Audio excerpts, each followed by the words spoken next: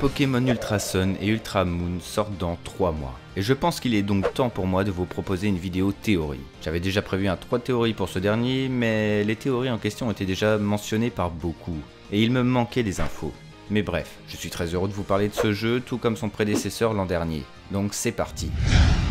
Pour cette théorie, j'aimerais que l'on se concentre sur le dernier trailer annoncé par Nintendo, récapitulant toutes les nouveautés des versions Ultra. Nous avons une connaissance d'une forme crépusculaire de Lougarok, et autres quelques nouveautés lambda, comme le physique des personnages jouables. Cependant, un détail retient tout particulièrement mon attention dans ce trailer, et j'aimerais vous en parler. C'est un passage qui dure environ 2 secondes, et pourtant celui-ci recèle bien des secrets.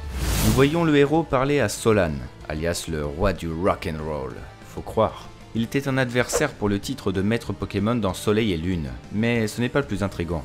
Prenez le temps de regarder l'image, et regardez bien où se trouvent les deux protagonistes.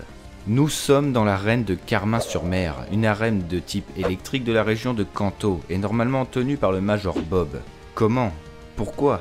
Est-ce que j'en crois mes yeux? Ce sont les questions que nous pouvons nous poser, et donc un gros mystère s'offre à nous. Tout d'abord, il faut savoir qu'Alola est très lié à Kanto, et notamment grâce au professeur Euphorbe, soit le maître de la Ligue Pokémon, à la base. Je vous l'apprends pas. Euphorbe vient de Kanto, et était un très grand dresseur de la région, puis s'est installé à Alola, une île en développement. Il créera même une ligue pour cette île, et contribuera énormément à son développement.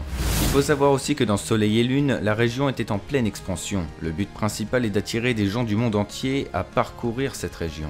Ultra Soleil et Ultra Lune sera donc le futur de ses précédents jeux. L'île aura donc énormément évolué. Et le tour des îles évoluera normalement donc en combat d'arène, avec des badges à la clé. C'était prévu par Euphorbe un jour ou l'autre.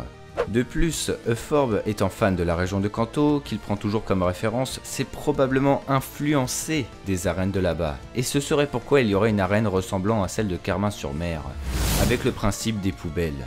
A noter que nous sommes bien dans le futur des jeux Pokémon. Red et Blue ont énormément grandi.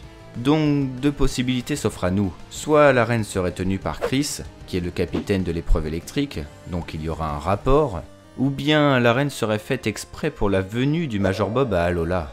Après tout, le but d'Euphorbe est de faire connaître l'île. C'est pour ça qu'il nous encouragera à faire le tour des îles et devenir maître de la ligue.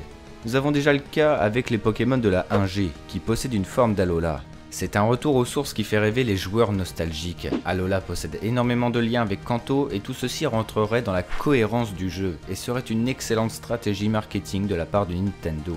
Solan pourrait même être peut-être un rival du héros, qui sait. Je ne vois pas trop quoi rajouter de plus. Beaucoup vont me demander ce que je pense de la forme de Pokémon en étoile à la fin du trailer certainement. Mais je ne saurais pas trop quoi dire dessus. Sûrement une forme lumineuse de Necrozma, pourquoi pas? Cependant, mon avis personnel se pencherait pour la réelle inspiration de type 0. Necrozma est beaucoup plus fort que Solgaleo et Lunala. Il est le papa, entre guillemets, des ultra chimères, et il n'est pas aussi gentil que Doudou qui fut recueilli et élevé par Lily, qui d'ailleurs accentuera fortement le lien avec Kanto, car je pense que nous la reverrons après avoir soigné sa mère en ramenant Léo. Parenthèse fermée, cette forme pourrait être le Pokémon rival de Necrozma. Qui sait? Celui qui peut combattre les ultra chimères. Tout comme type 0, il me fait beaucoup penser à Arceus, qui nous croyons était l'inspiration de type 0. Mais peut-être pas, qui sait. Je me pose beaucoup de questions sur ces prochains opus. Et ce qui est sûr, c'est que je suis impatient de l'avoir entre mes mains et d'y jouer. J'espère que la vidéo vous aura plu, merci à ceux qui laisseront un pouce bleu et qui partageront la vidéo. N'hésitez pas à me suivre sur Twitter pour les plus acharnés d'entre vous, c'était Targorok et que le Lionheart soit avec vous.